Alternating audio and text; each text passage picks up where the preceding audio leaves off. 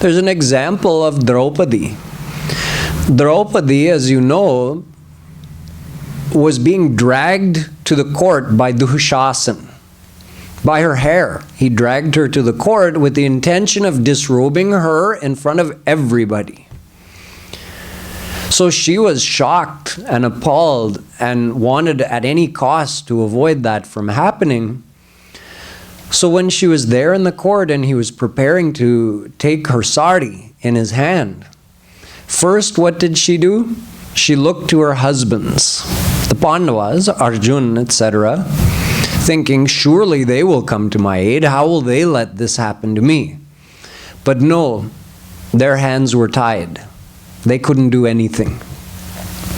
So she gave up hope from that side. Then she thought of the elders in the court, like Bhishma Pitama, Dhritarashtra, Kripacharya, Dronacharya. Surely these great elders will not let this happen to me. But none of them said anything to make it stop either. Then she thought, okay, if no one else is going to help me, I'll help myself. And she caught the end of her sari between her teeth and clamped down hard, bit down on it. And Dushasan, who has the strength of 10,000 elephants, is getting ready to pull on her sari, and she has it clamped between her teeth. Now Draupadi also had great strength.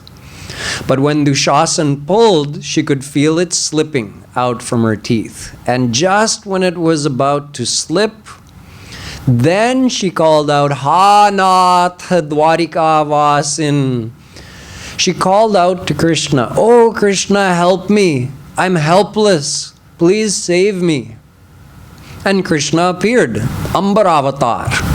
He made her sari just keep extending. The more Dushasan kept pulling off of her body, the more material kept appearing on her body, until he had a big heap of sari material. And she was still clothed, and eventually he got exhausted and gave up. But you see the internal process that Draupadi went through. Initially, she wasn't surrendered to Krishna. Initially, she looked to her husbands. Then she looked to the elders. Then she looked to herself. Finally, when she gave up hope from everyone, Anya Shrayanam Tyago Nanyata, Narad Bhakti Darshan. Naradji says, Ananyata. It means no other but one. That's surrender. Surrender means wholehearted surrender to Krishna. So if we reach that stage, then with His grace we know Him. It is said that during this whole Leela, Shri Krishna was actually in Dwarika.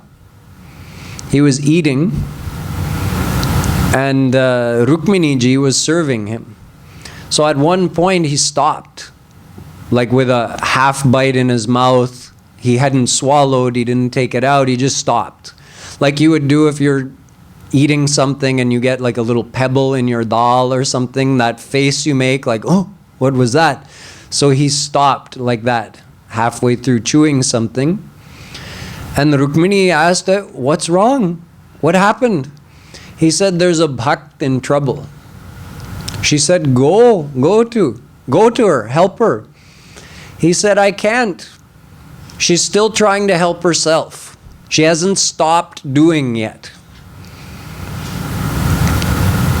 And I've said hundreds of times, Ananyas chintayanto mam ye jana paryupasate tesham nityabhiyuktanam yogakshemam vahamyaham. I'll take your full responsibility, but you have to put everything in my hands. Right now she's got her sari clamped between her teeth. Acha bal lagao, dekhte hain.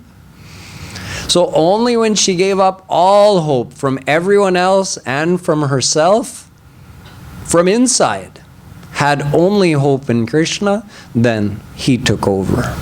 This is Sharanagati. This is surrender.